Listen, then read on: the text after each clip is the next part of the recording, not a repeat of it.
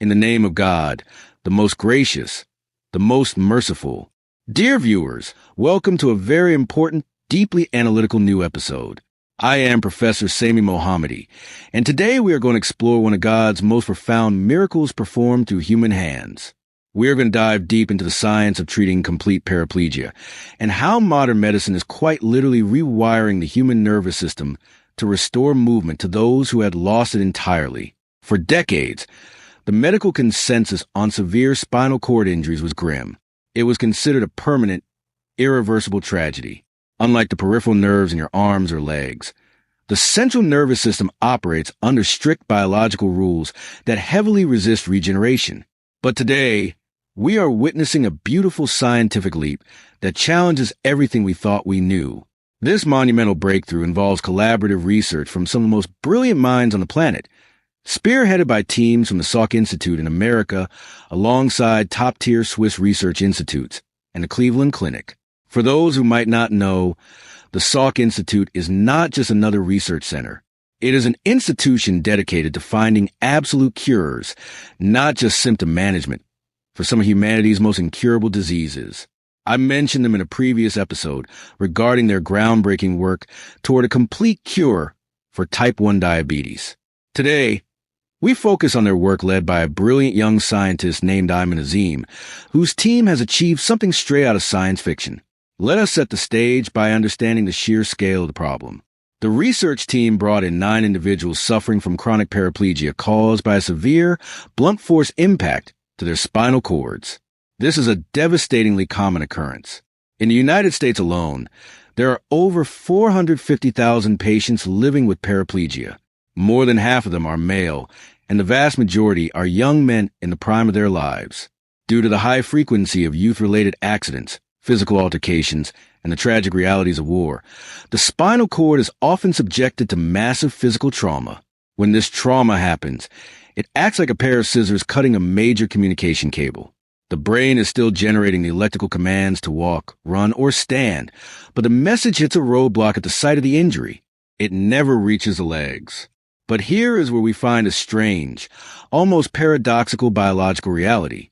The spinal cord located below the injury, the section of the lower trunk and limbs, often remains completely intact and biologically healthy. The neurons responsible for orchestrating the complex mechanics of walking are not dead. They are simply out of service. The phones at both ends of the line work perfectly, but the connecting wire has been severed. Because this lumbar spinal cord is healthy, the foundational biological architecture for walking still exists. It is just dormant, waiting for a signal that never arrives. Losing this ability is an unimaginable psychological and physical blow. Imagine being a vibrant, athletic young person, full of strength and energy, and suddenly finding yourself entirely immobilized. And the tragedy does not stop at mobility. Most of these patients lose all sensation below the injury. The basic, fundamental feeling of the ground beneath their feet or the touch of a loved one is completely gone. These 9 young men volunteered for an extraordinary clinical trial known as STIMO, which stands for Stimulation Movement Overground. They entered this trial holding on to the hope of regaining even a fraction of their independence, perhaps just the ability to stand or walk a few short steps. What they experienced was far beyond their expectations. The intervention began with a highly precise surgical procedure. Surgeons implanted a specialized electrode, a multi-electrode paddle lead featuring 16 distinct contacts, directly above the membrane protecting the spinal cord, known as the dura mater. This sophisticated array was then wired to a wireless implantable pulse generator, a device somewhat similar to a cardiac pacemaker, safely embedded in the patient's abdomen. This device does not just send random, chaotic electric shocks into the spine. It is programmed to deliver spatiotemporal epidural electrical stimulation, or EES. It sends highly calibrated, biomimetic pulses. Biomimetic means that these electrical signals perfectly mimic the natural, complex rhythms and firing patterns that a healthy brain would normally send down the spinal cord to initiate walking. Suddenly, the dormant patient begins to receive nerve signals once again. However, the source of these commands is no longer their brain. The source is the implanted device acting as a bridge over the damaged tissue. As soon as the devices were activated, the patients emerged from surgery in the real, exhausting work began. Because their leg muscles had been inactive for months or even years, they suffered from severe muscle atrophy. To combat this, the patients were placed in advanced robotic supportive harnesses that carried a portion of their body weight. EES was then combined with intensive, daily overground neurorehabilitation. The results, documented over time, were nothing short of miraculous. These patients began to move. In the clinical footage, which has since amazed the medical world, you can see these 9 men transitioning from being fully suspended in harnesses to supporting their own weight. Eventually, they traded the massive robotic setups for standard crutches or walkers. Some of them even regained the incredible ability to walk outside the laboratory setting. Imagine profound joy of taking a stroll through a garden, feeling the breeze, and moving through nature, all while this incredible device fires precise electrical sequences into the spine. But the scientific community is driven by an insatiable curiosity. They did not just want to celebrate the mechanical triumph. They wanted to understand the deepest, most profound molecular mechanisms behind it. What exactly was happening inside the human spinal cord to make this possible? To answer this, researchers measured the metabolic activity, essentially the glucose consumption, of the human spinal cord during walking, using advanced 18-FDG PET scans. Logic and basic intuition would dictate that a paralyzed spinal cord, suddenly waking up to perform the monumental task of walking, would light up like a fireworks display, showing massive, chaotic neural activity. Instead, they discovered the exact opposite. The scans revealed an unexpected, dramatic reduction in neuronal activity in the lumbar spinal cord during walking after the rehabilitation period. From an analytical standpoint, this was a massive neon-lit clue.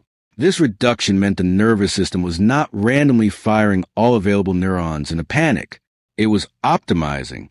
The intense rehabilitation and electrical stimulation were driving what scientists call activity-dependent selection.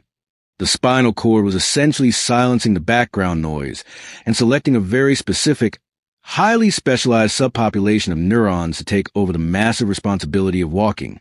To identify these exact neurons, the researchers had to transition from human clinical trials to highly controlled preclinical models using mice. They replicated the exact spinal cord injuries, built miniature robotic harnesses, and applied the same electrical stimulation protocols. Then, they deployed the absolute cutting edge of modern genetic analysis, molecular cartography, using techniques like single-nucleus RNA sequencing and spatial transcriptomics. They extracted and sequenced the genetic profiles of over 82,000 individual neural nuclei from the spinal cords of these mice. They were looking for a needle in a haystack, attempting to map the exact genetic expression of every cell during the recovery process. To sift through this unimaginable ocean of genetic data, they developed advanced artificial intelligence and machine learning algorithms named Augur and Magellan. These digital tools acted as a molecular compass, prioritizing and highlighting which specific cells were reacting most profoundly to the therapy. What the algorithms found is a biological masterpiece. Out of all the dense, complex networks in the spinal cord, a single, highly specific population of excitatory interneurons emerged from the data. These neurons are nested deeply within the intermediate laminae of the spinal cord. They are chemically identified by the expression of 2 specific genetic markers, the gene VSX2 and a caudal spinal cord marker known as HOXA10. In the scientific literature, they are designated as SCVSX2, HOXA10 neurons. Here is the most brilliant, awe-inspiring part of this entire discovery. God Almighty has designed our bodies with extraordinary hidden redundancies. In a completely healthy, uninjured human or mouse, these SCVSX2, HOXA10 neurons are essentially a dormant backup system. They are not required for normal, everyday walking. You and I are not using them right now. But the moment a severe spinal cord injury occurs and that specific epidural electrical stimulation is applied alongside physical therapy, these exact dormant fibers are awakened. They physically reorganize themselves. They establish new synaptic projections, pulling in signals from the remaining sensory nerves and the brainstem. They then broadcast executive commands down to the motor neurons in the ventral spine to physically move the legs. They transform from a silent backup drive into the central recovery organizing hub of the body. The research team did not just hypothesize this. They proved it beyond any shadow of a doubt. They utilized optogenetics, a mind-bending technique, where specific neurons are genetically modified to react to flashes of light. They also use chemogenetics, which uses synthetic molecules to turn specific neurons on or off like a light switch. When they took mice that had successfully learned to walk again using the implant, and they selectively turned off these specific VSX2 neurons using a beam of red-shifted light, the walking instantly stopped. The mice were immediately paralyzed again, even with the electrical stimulation turned on. But the very second the light was turned off and the neurons were allowed to function, the mice resumed walking perfectly. To double-check their findings, they took perfectly healthy mice and surgically severed the specific backup nerve. What happened? Absolutely nothing. The healthy mice walked perfectly normally, definitively proving that these neurons truly are a dormant backup system reserved exclusively for catastrophic emergencies.